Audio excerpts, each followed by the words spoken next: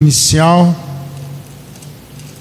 com a leitura bíblica que nós trabalhamos.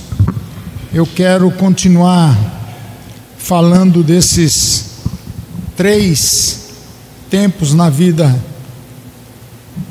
de cada um de nós: o passado, o presente e o futuro. Vamos ler, acompanhe a minha leitura do Salmo 126. Quando o Senhor restaurou a sorte de Sião, ficamos como quem sonha. Então a nossa boca se encheu de riso e a nossa língua de júbilo. Então entre as nações se dizia: grandes coisas fez o Senhor por ele, tem feito por eles. Com efeito, grandes coisas fez o Senhor por nós, e por isso estamos alegres. Restaura, Senhor, a nossa sorte, como as torrentes do Neguebe. Os que com lágrimas semeiam, com júbilo ceifarão. Quem sai andando e chorando enquanto semeia, voltará com júbilos trazendo seus feixes. Abaixe a sua cabeça, ore a Deus, peça para que Deus fale ao seu coração nesse momento.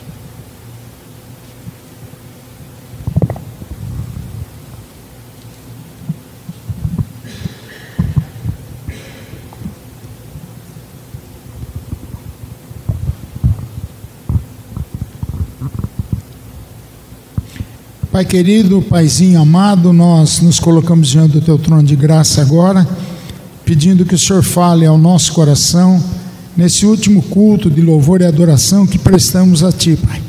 Foram mais de 50 cultos durante o ano, mas esse tem uma pontinha de especial, Pai.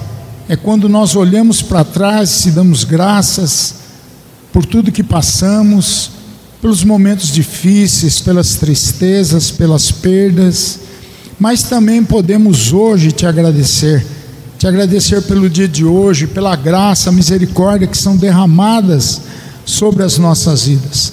Também te pedimos pelo nosso futuro como igreja, que o Senhor nos abençoe, que o Senhor nos guarde, que o Senhor nos dê intrepidez para proclamarmos a Tua palavra. Fica, Senhor, conosco. É a nossa oração em nome de Jesus. Amém. Olhando para o tempo de Deus em nossas vidas, a gente sabe que o tempo de Deus é diferente do tempo do homem. O tempo do homem nós medimos pelo relógio, segundos, minutos, horas, décadas, anos, 100 anos, né? E assim sucessivamente. E isso já vem de há muito tempo. Quando nós olhamos para o tempo de Deus, a gente, em primeiro lugar, a gente não tem essa coisa empírica de falar assim, é dessa forma, acontece dessa forma. E às vezes, no tempo de Deus, nós não temos, e isso como seres humanos que somos, a gente não consegue administrar o tempo de Deus, porque não nos cabe. Nós não temos forças, inteligência, nós não temos capacitação do alto para a gente administrar o tempo de Deus. Então o Kairos e não o Cronos é administrado por Deus. Então aí a gente chega aqui à conclusão que as coisas de Deus para a nossa vida acontecem no tempo de Deus. Não é nenhuma explicação lógica aqui, mas é uma grande realidade, que as coisas de Deus acontecem na nossa vida no tempo de Deus, e não há como nós querermos mudar essa realidade. Essa realidade ela é imutável, como imutável é o nosso Deus. Então o salmista, quando ele descreve aqui no Salmo 126, de forma assim muito didática, muito pedagógica, ele está falando aqui, descrevendo o passado, o presente e o futuro. O salmista aqui, ele olha para o passado com gratidão pelo livramento recebido, principalmente os 3 primeiros versículos, falando dos grandes feitos, das grandes coisas que Deus fez. Ele olha para o presente com um profundo senso de carência da intervenção divina. Por isso ele diz: restaura, Senhor, a nossa sorte. Está olhando para o presente dele, para aquilo que ele mais precisava, para a sua necessidade premente. E ele olha para o futuro com uma ardente esperança, uma expectativa de abundantes colheitas. É quando ele diz: aqueles que com lágrimas semeiam e com júbilo ceifarão. Quem sai andando e chorando enquanto semeia, voltará com júbilo trazendo os seus feixes. Ele olha para o futuro e sabe que Deus vai intervir na vida dele, e que ele vai ter uma colheita abundante. É assim que nós precisamos olhar para esse Salmo 126. O Salmo 126, ele faz uma verdadeira diagnose da vida, um check-up da alma, uma avaliação profunda da nossa caminhada com Deus, da nossa caminhada enquanto cristãos e cristãs, e da nossa caminhada também como igreja, porque os salmos escritos, eles tinham uma função muito mais comunitária do que pessoal. Mesmo escrito por Davi, o salmo era para a comunidade, para o povo de Israel. Então nós vamos observar aqui essas três dimensões. Como eu disse, eu li o texto sobre o tempo, eu li o texto de Paulo aos Filipenses 3, que fala para nós esquecermos das coisas que ficam para trás, olhar para o alvo, caminhar para o prêmio da soberana vocação em Cristo Jesus. E eu quero seguir nesse sermão falando, olhando para o tempo de Deus em nossas vidas. E essas três dimensões apontadas pelo salmista aqui, buscando uma aplicação oportuna para os nossos dias, para a nossa vida e também para a nossa igreja. Rapidinho. Em primeiro lugar, nós precisamos olhar para o passado com gratidão. Nós podemos olhar para o passado com lamúria, com mágoa, com culpa. O passado passou, gente.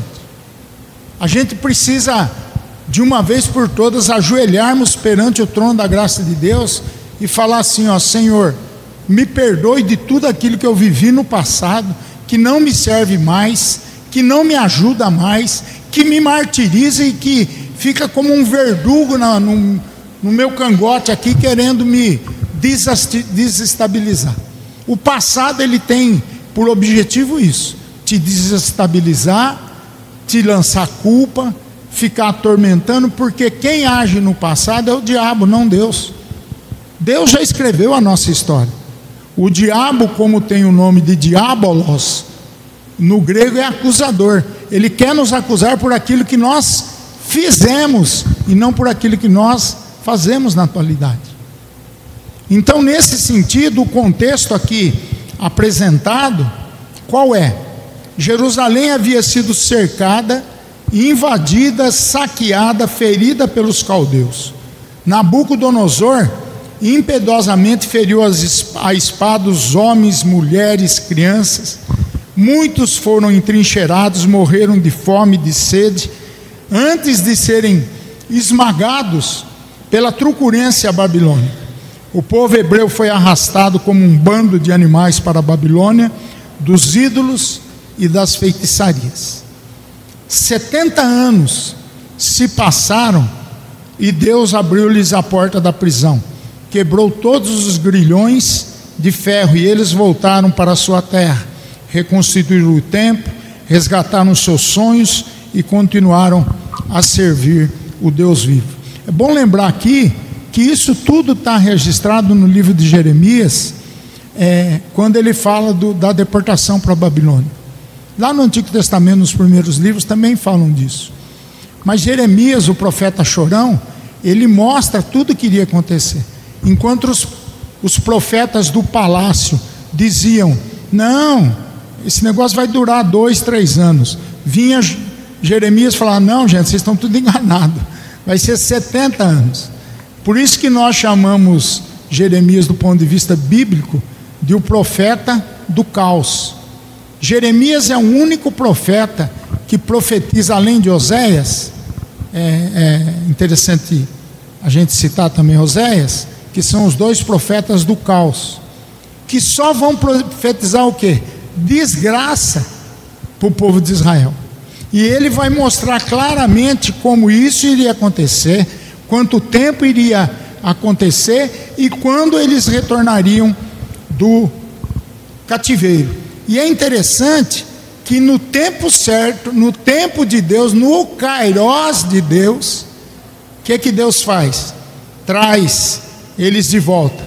70 anos vão se passar, Deus vai abrir a porta das prisões, quebrar os grilhões de ferro, e eles voltarão para sua terra, vão reconstruir o templo, vão resgatar os seus sonhos e continuaram a servir o Deus vivo. A libertação milagrosa do povo hebreu do cativeiro babilônico, ela foi uma intervenção poderosa de Deus, além das expectativas do povo.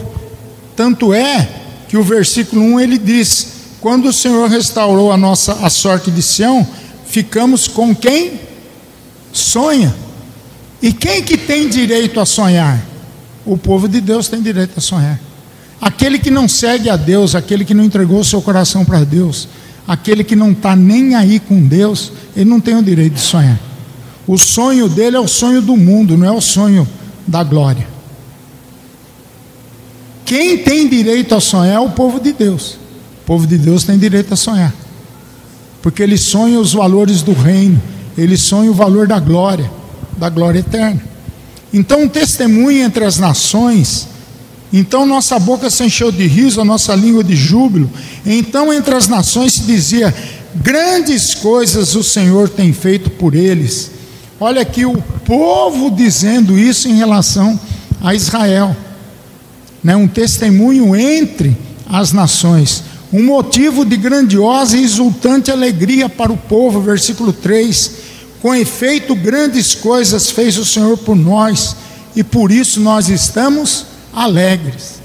Então, meu irmão, minha irmã, de igual modo, quando nós olhamos para o passado, nós contemplamos também a obra libertadora de Deus em nossa vida. A palavra de Deus no Novo Testamento diz que Ele nos libertou do império das trevas, Ele quebrou os grilhões do pecado que nos mantinha cativos, Ele decretou a nossa alforria, a nossa liberdade, a nossa libertação. E hoje nós somos livres para servir ao Senhor. Nós fomos resgatados pelo poder do sangue de Jesus. Hoje nós vivemos uma nova realidade, uma nova libertação. Então precisamos olhar para trás e saber que Ele nos libertou das trevas para a sua maravilhosa luz, que Ele nos libertou do lamaçal do pecado para a rocha firme que é Jesus. Ele nos libertou das trevas para o reino do Filho do seu amor. Paulo deixa isso muito claro nas suas cartas.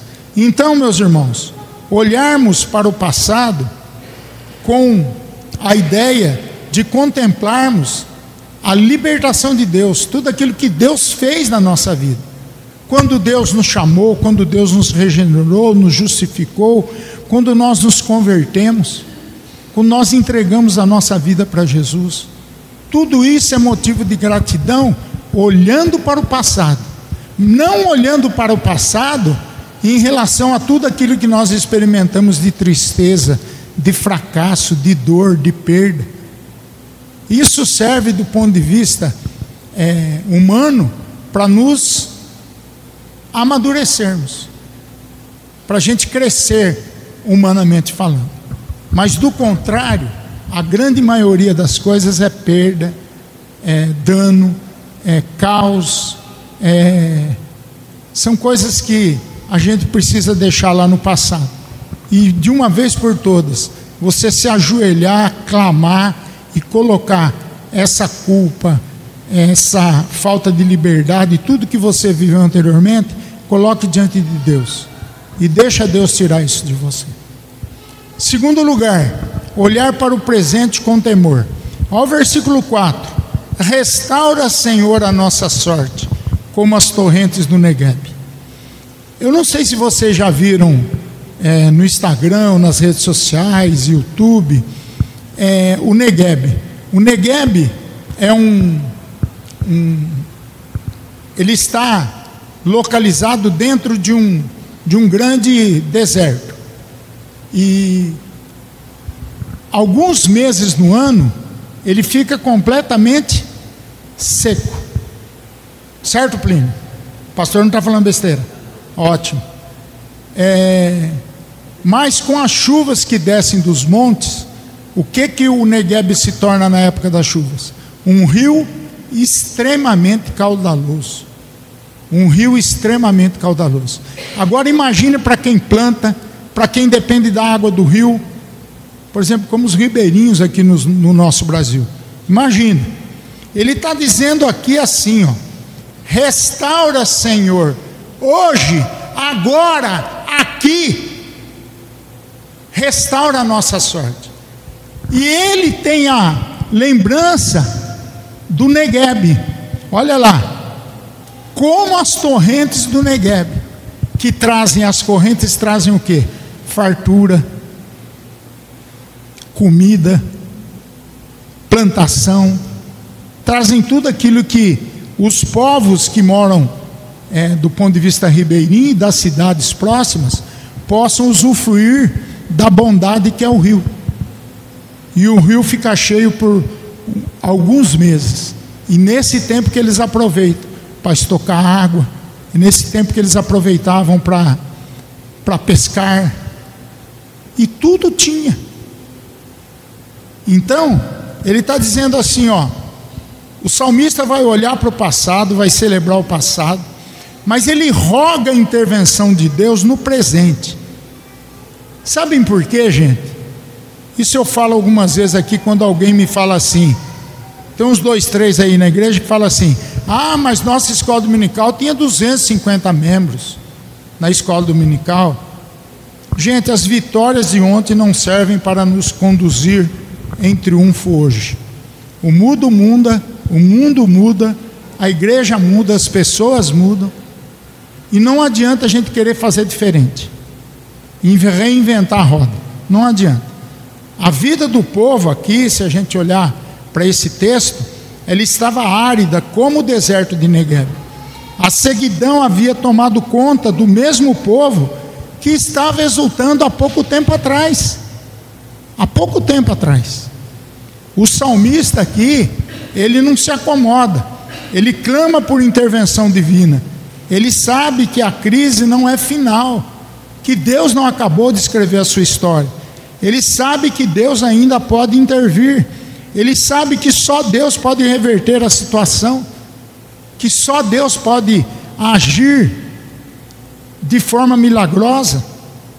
Ele sabe que os rios caudalosos aqui podem rasgar as entranhas do deserto, e onde a morte mostrava a sua carranca, vai surgir aqui um belo cenário de vida, um cenário novo, verde, verdejante. Por isso ele vai orar e vai clamar, dizendo: restaura, Senhor, a nossa sorte, agora, já, como as torrentes do Negueb. Hoje ainda Deus pode fazer com que o nosso deserto seja florescido. A sequidão espiritual pode acabar. Rios de água viva podem fluir do nosso interior, como Jesus falou. A sua vida aqui pode reverdecer, frutificar para a honra e glória do nome de Jesus Cristo. Então um avivamento glorioso aqui pode visitar a sua alma e fazer de você um jardim florido, um pomar de deliciosos frutos para Deus, um manancial de água viva. Pensa nisso, meu irmão e minha irmã, que em 2024 Deus quer que você apresente a Ele o seu presente com clamor. Clame a Deus para que você seja uma pessoa nova, uma pessoa que seja transformada pelo amor de Deus. Então olhe para o seu presente com clamor e peça a Deus, faz de mim um vaso novo, transforma a minha vida, que eu seja um cristão mais comprometido com as coisas de Deus, que eu possa ofertar mais para missões, que eu possa ser dizimista em vez de ofertante, que eu possa amar, que eu possa consolar os meus irmãos, que eu possa ter um coração perdoador. Olha quanta coisa que nós podemos fazer, mas para isso nós precisamos tomar uma decisão no sentido de que a minha vida, ela tem que expressar os valores do reino de Deus, ela tem que expressar o amor de Deus na minha vida, para que da minha vida exploda para a comunidade. E aí nós vamos ter uma comunidade de paz, de amor, de sossego, de comunhão. Quando às vezes não temos, por quê? Porque falta a expressão do reino de Deus na vida das pessoas. O reino de Deus está onde está a alegria, o reino de Deus está onde há paz, o reino de Deus está onde há alegria, onde há paz, onde há comunhão, onde há o sorriso, o abraço fraterno. O reino de Deus aí está. Terceiro e último lugar, olhar para o futuro com esperança e expectativa. Aos versículos 5 e 6 que o salmista trabalha aqui: os que com lágrimas semeiam, com júbilo ceifarão. Gente, a nossa vida é uma vida, como o salmista está dizendo aqui, ó. A gente semeia com lágrima, mas a promessa de Deus é que nós vamos, como diz o verso 5 aqui, com alegria nós vamos ceifar, nós vamos colher, com alegria.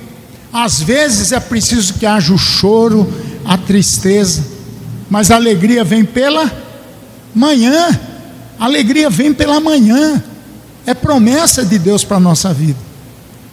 E o grande problema é que muitas vezes a gente fica preocupado com os problemas, a gente fica preocupado com as questões do mundo, de dinheiro, disso, daquilo, e a gente não se preocupa com aquilo que Deus verdadeiramente deseja de cada um de nós, de cada um de nós. E ele completa: quem sai andando e chorando enquanto semeia, mostrando que a vida é cruel, mostrando que a vida não é fácil, mostrando que a vida não é só dinheiro. Ele está dizendo isso daqui, gente. Voltará com júbilo trazendo os seus feitos. Vai sofrer na caminhada, vai sofrer. Não tem como a gente não sofrer na nossa caminhada. A vida, meus irmãos, ela é cheia de altos e baixos. A vida da gente não é retilínea assim, ó. Ela é, parece aqueles negócios que você faz, aqueles exames do coração lá na Ainda bem que está assim, né? Porque a hora que fizer assim, ó, você se foi. E aí não vai ter tempo para pensar no passado, no presente ou no futuro. O pi lá nas máquinas indica morte. E não é isso que a gente quer viver segundo os valores do reino de Deus. O salmista aqui, para olhar para o futuro com esperança e com expectativa, ele não pensa numa vida abundante apenas para si mesmo. Ele quer ser um semeador. Ele está disposto a sair, ainda que com lágrimas, semeando a boa semente. Semeando a boa semente. E é preciso dizer que a semeadura, ela exige esforço, determinação, disciplina. O semeador, ele precisa sair e andar, jogar a semente. Muitas vezes o semeador, ele rega o solo, prepara o solo com as suas próprias lágrimas. Mas não há semeadura sem colheita, nem lágrimas sem júbilo nessa bendita empreitada. A semeadura aqui, segundo o salmista, é com lágrimas, mas a colheita, ela é certa, ela vai acontecer, e vai acontecer com grande júbilo, com grande alegria. Ainda hoje é tempo de semear. Temos a boa semente e o campo já está preparado para recebê-la. Você é um semeador, nós somos semeadores. Lance essa semente no coração e prepare-se para uma colheita abundante e jubilosa. Então nós falamos aqui de olharmos para o futuro com esperança, nós falamos para olharmos com o presente com clamor, e falamos para olhar para o passado com gratidão. O que isso tem a ver com a gente nos dias de hoje? Primeiro lugar, você toma consciência desses 3 tempos. Porque tem gente que vive empurrando com a barriga, mesmo sem ter barriga. Ele não tem consciência de que ele viveu, ele está vivendo e ele viverá. Tem muita gente que parece que, como é que fala aquela coisa da consciência, né? A gente apaga, parece, a nossa consciência, não é esse termo. É tipo uma amnésia. Em relação ao passado, ele tem um tipo de amnésia. Ele esquece aquilo que Deus fez, os grandes feitos de Deus, como o salmista olha aqui. Ele quer viver o presente, mas ele quer olhar para o futuro e só ver coisa boa. Gente, infelizmente eu tenho uma notícia muito mal para dar para vocês. Isso nunca vai acontecer. Quando nós eliminamos o passado da nossa vida, do ponto de vista daquilo que foi bênção, daquilo que foi bom, daquilo que Deus interviu, que Deus nos libertou, que Deus nos salvou, que Deus nos transformou, a gente está dizendo assim, ó, Deus não está nem aí com o meu passado. Deus nunca esteve aí com o meu passado. E isso não é verdade. Deus em todo o tempo, em todo momento, Ele esteve presente na nossa vida. E às vezes nós não temos a capacidade de louvar a Deus, agradecer a Deus pelo passado que nós tivemos. Outro dia, dia de Natal, eu estava lá na casa da minha irmã e conversando com a minha irmã mais nova, a Esther, eu falei para ela, coisa de lembrando da usina lá, na primeira casa que meu pai morou na usina lá, era de vermelhão. Vocês lembram que era vermelhão? E eu me lembro que eu tinha lá uns 6, 7 anos, e minha mãe de vez em quando passava aquela cera parquetina. Vocês lembram de cera parquetina? Os velhos aqui vão lembrar. Lembra, seu Zé? Cera parquetina. A minha mãe passava ajoelhada e depois a gente ficava brincando com o escovão, porque era brincadeira, não era para passar escovão. A gente passava aquele... E a gente lembrando do quanto a vida da gente era difícil. Era muito difícil. Meus pais no início ali na usina sofreram muito. Então a gente olha para o passado e fala assim, Senhor, graças a Deus, se hoje eu estou aqui foi pela Tua graça, pela Tua misericórdia. E eu acho que todos nós aqui temos isso na nossa mente, no nosso coração. Segundo lugar, olhe para o presente com clamor. Clame a Deus. Eu gosto muito do Salmo 86, porque ele diz assim, depois ele falar que Deus se inclina, que Deus... 40, né? Salmo 86 ou 40? Os dois falam dessa realidade. Que Deus se inclina, que Deus ouve a nossa oração, e porque Ele nos responde. No presente é tempo de apresentar a Deus o nosso clamor, apresentar as nossas demandas, as nossas necessidades. Vocês perceberam o que eu falei? Demandas e necessidades. Não é apresentar capricho diante de Deus. Senhor, eu preciso trocar o meu carro, manda recurso. Gente, não é isso que Deus quer da sua vida. Deus quer compromisso espiritual da sua vida. Quando você buscar o reino, toda a justiça do reino de Deus, as demais coisas, o comer, o vestir, o morar, o habitar, tudo que você quiser, Deus vai fazer o quê? Deus vai mandar como consequência de uma vida de alguém que está preocupado com o reino de Deus. Terceiro e último lugar, quando ele fala da realidade do futuro, da esperança e da expectativa, creia na sua vida, que você pode semear com lágrimas, mas você vai ceifar com alegria. Você olha para o futuro e pensa, não, eu vou derramar as minhas lágrimas, mas no final Deus vai cumprir com a sua palavra sobre mim. Que Deus abençoe a sua vida, que você possa olhar para o tempo de Deus na sua vida, glorificá-lo pelo passado, pelo presente e também pelo futuro. Amém? Que Deus assim nos abençoe. Nós vamos cantar uma canção